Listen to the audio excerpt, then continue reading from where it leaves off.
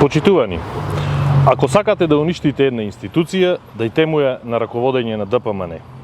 Актуелните состојби во Прилепски водовод и канализација се најдобра потврда на кажаното. Доскоро, најуспешното јавно комунално предпријатие во Прилеп стана синоним за лошо менаџирана фирма. Градоначалникот Борче Јовчевски и ДПМН ги излажаа прилепчани кога предизборно им ветија намалување на цената на водата. Наместо да ја поевтинат, Јовчевски и ДПМН ја поскапеа водата. Па сега, голем број на семејства плаќаат повисоки сметки за вода отколку за струја. Но астрономските сметки не го подобрија квалитетот на водоснабдувањето. Напротив, бројот на населби во градот кои се соочуваат со континуиран или повремен недостиг на вода за пиење се зголемува на дневна основа. Онаму пак каде водата ја има, таа е со исклучително лош квалитет.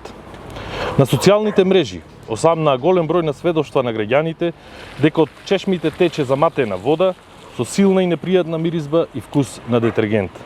На сето ова, одговорните од јавното предпријатие останаа глуви и неми се до моментот кога од Агенцијата за храна и ветеринарство добија налог да ги исклучат бунарите од системот за водоснабдување.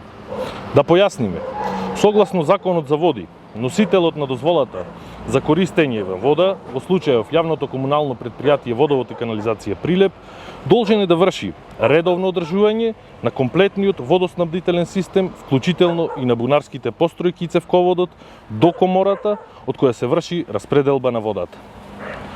Со оглед на тоа што бунарите последен пат биле користени 2020 година, се поставува прашањето дали јавното комунално предпријатие ја исполнило законската обврска за годишно перење и измивање на бунарските цевки и дали пред самото вклучување во водоводната мрежа биле однесени на испитување примероци од бунарската вода.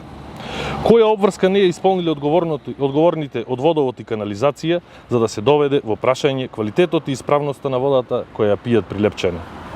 Покрај одговорите на овие прашања, директорот Игор Гулабовски треба да објасни кој е виновен што неподмирените обврски на водовод и канализација кон доверителите ја надминаа сумата од фрапантни 30 милиони денари или половина милион евра. Конечно, во услови кога менеџерскиот тим на јавното предпријатие се жали на високите трошоци за сервисирање и одржување на застарениот возен парк, која е логиката да распишат тендер за набавка на 2 половни моторни возила, како што стои во спецификацијата, не постари од 13 години. Граѓаните на Прилеп со нетрпение ги очекуваат одговорите на поставените прашања кои за нив се од приоритетна важност. Ви благодарам.